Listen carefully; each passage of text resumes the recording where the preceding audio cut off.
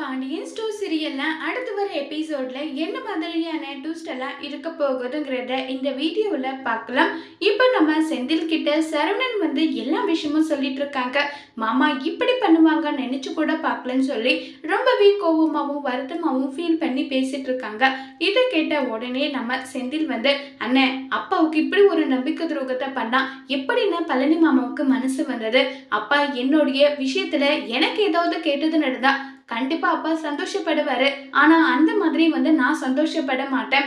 மாமா இப்படி ஒரு நம்பிக்கை துரோகத்தை பண்றதுக்கு எப்படி மனசு வந்தது? சரின்னு அவங்க கடை எங்க இருக்கு? அது அப்பா கடைக்கு பக்கத்துல இருக்கா கிட்ட இருக்கா என்ன ஏதுன்றது எனக்கு தெரியணும். வா போகலாம்னு சொல்லிட்டு கூப்பிடுறாங்க. அப்ப கூட சரவணன் இங்க பாருடா, அப்பாவுக்கு தேவையில்லாத மறுபடியும் பிரச்சனையெல்லாம் நம்ம கொடுக்க வேண்டாம். அவங்க வச்சா வச்சுட்டு போறாங்க. அண்ணே இதனால அப்பா கடைக்கு எந்த ஒரு பாதிப்பும் வராது தானேன்னு சொல்லிட்டு செந்தில் கேக்குறாங்க. இல்லடா, ரெகுலர் கஸ்டமர் எல்லாம் நம்ம பக்கம் தான் வருவாங்க. இருந்தாலுமே அது ஒரு நம்பிக்கை துரோகம் மாதிரி ஆனதுதான் யாராலுமே ஏத்துக்க முடியலன்னு சொல்லி சரவணன் சொல்றாங்க. சரிண்ணே, மாமா கடை எங்க இருக்குன்னாவது நான் பார்க்கணும், வா போகலான்றாங்க. இங்க பாரு, நீ போயிட்டு அங்க சண்டையெல்லாம் போட மாட்டேன்னா நான் கூட்டிட்டு போறேன். அப்பாவுக்கு தேவையில்லாத பிரச்சனை, ஏன் இப்படி பண்ணீங்க, எதுக்கு இது பண்ணீங்கன்னு சொல்லிட்டு அவங்க வேற ஒரு பக்கம் கேள்வி கேட்பாங்க. என்னால அதை சமாளிக்க முடியாதுடா. இதை கேட்ட உடனே வந்து சரவணனை வந்து செந்தில் வானே அந்த கடையை பார்க்கணும், அவ்வளோதான், நான் எந்த பிரச்சனையும் பண்ண மாட்டேன், எந்த சண்டையும் போட மாட்டேன்னு சொல்லிட்டு ரொம்பவே ஃபீல் பண்ணி சொன்னதும் சரின்னு சொல்லிட்டு அங்கிருந்து கிளம்பி போறாங்க. அங்க போய் பார்த்தா பக்கத்துலேயே கடை இருக்கு. இதை பார்த்ததும் செந்திலுக்கு பயங்கர ஷாக் ஆகுது. அண்ணா இவ்வளோ பக்கத்துலேயேவா கடை? அண்ணன் என்னால் ஏற்றுக்கவே முடியலண்ணே, எனக்கு என்ன சொல்றதுன்னே தெரியலன்னு சொல்லிட்டு செந்தில் ஒரு பக்கம் ரொம்பவே கோவமா சரவணன் சொல்ற பேச்சை எதுவுமே கேட்காம செந்தில் வந்து ரொம்பவே வருத்தமா அங்க இருந்து கிளம்பி வந்து போறாங்க. கிளம்பி போனதோ, யோ உன்னெல்லாம் மாமன் சொல்றதுக்கு எனக்கு அசிங்கமா இருக்கு, எதுக்காக இப்படி பண்ண, ஏன் இப்படி பண்ண நல்லா சொல்லி கேட்டுட்டு இருக்காங்க. உடனே சுகன்யா, என்ன என்ன இப்ப தேவையில்லாம வந்து இங்க என்ன ரவுடிசம் பண்ணிட்டு இருக்கீங்களா? எப்படி என் புருஷன் காலம் முழுக்க உங்களுடைய கையை எதிர்பார்த்துட்டு உங்களுக்கு கூஜா தூக்கிட்டே இருக்கணுமான்னு சொல்லிட்டு சுகன்யா ஒரு பக்கம் பேசுறாங்க. ஒரு பக்கம் சக்திவேல் ரொம்பவே கோவமா, ஆமாண்டா உன் அப்பனை பிச்சைக்காரன் ஆக்கணும், அதை தாண்டா எங்க என்னன்னு சொல்லிட்டு சக்திவேல் ஒரு பக்கமும் குமார் ஒரு பக்கம் மாறி மாறி வந்து பாண்டியனை பத்தி ரொம்பவே கேவலமா பேசுறாங்க. இதை நம்ம செந்திலாலும் தாங்கிக்க முடியறதில்ல, சரவணனாலையும் தாங்கிக்க முடியறதில்ல. இங்க பார், என் அப்பாவை பத்தி ஏதாவது ஒரு வார்த்தை நீங்க பேசுனீங்க, உங்களை என்ன பண்ண வேண்டியது எனக்கே தெரியாதுன்னு சொல்லிட்டு ரொம்பவே கோவப்பட்டு வந்து பேசிட்டு இருக்காங்க. அப்படிதாண்டா பேசுவங்க, என்னடா பண்ணுவீங்கன்னு சொல்லிட்டு குமார் ஒரு பக்கமும் சக்திவேல் ஒரு பக்கமும் செந்தில் கன்னத்திலேயே அடிச்சிடுறாங்க. யாரையும் அடிச்சுன்னு சொல்லிட்டு மாறி மாறி அடிச்சிட்டு இருக்காங்க.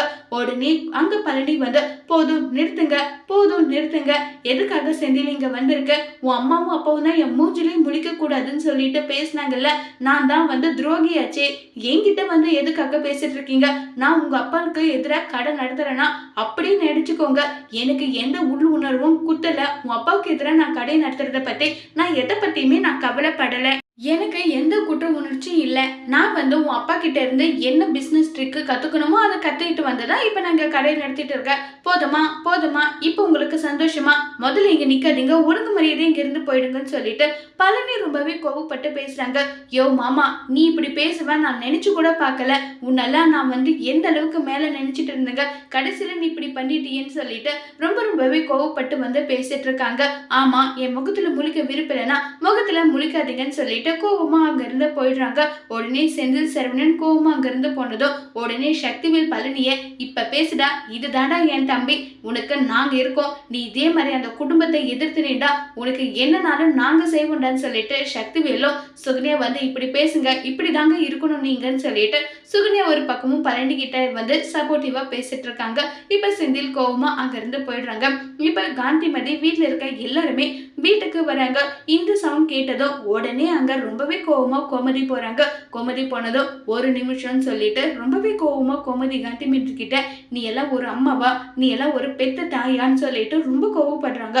உடனே வடிவு மாறியும் வந்து, இப்ப எதுக்காக அத்தை கிட்ட இவ்வளோ கோவமா பேசிட்டு இருக்க, கொஞ்சம் பொறுமையா இருன்னு சொல்றாங்க. என்னத்த பொறுமையா இருக்கிறது, எங்களுடைய ஒட்டுமொத்த வாழ்க்கையை அழிக்கிறதுக்காக இப்படி பண்ணிட்டு இருக்கீங்களே, இப்படி பாசம் காட்டி என் கழுத்து அறுத்துட்டியே, உன்னால நான் அம்மான்னு சொல்றதே எனக்கு வெக்கமா இருக்கு, அசிங்கமா இருக்குன்னு சொல்லிட்டு காந்திமதியை கண்ட கண்டபடி பேசுறாங்க. இனி என் வாயால உன்னை நான் அம்மான்னு கூட கூப்பிட மாட்டேன், நீ அம்மாவே கிடையாது. பிளான் போட்டு என் தம்பியை என்கிட்ட இருந்து பிரிச்சுட்ட இல்லைன்னு நல்லா சொல்லி கோபப்படுறாங்க. கொஞ்சம் பொறுமையா கேளு, கடை எங்க இருக்குன்றது எங்களுக்கே தெரியாது. ஓஹோ, நல்லா நடிமா, இன்னும் நல்லா நடின்னு சொல்லிட்டு ரொம்பவே கோவப்பட்டு காந்திமதி பேசுறாங்க. காந்திமதி பேசினதும் உடனே வடிவோம் அதே மாதிரி மாறியும் வந்து, இப்ப எதுக்காக தேவையில்லாம அத்தை கிட்ட இப்படி சத்தம் போட்டு பேசிட்டு இருக்க, நீ பண்ணாத துரோகத்தவா அவங்க பண்ணிட்டாங்க, நீ பண்ணாத வேலையை அவங்க பண்ணிட்டாங்கன்னு சொல்லிட்டு இப்போ நம்ம கோமதி வந்து வீட்டை விட்டு போன கதையை பேசினதோ உடனே மீனாவுக்கு ரொம்பவே கோவம் வருது.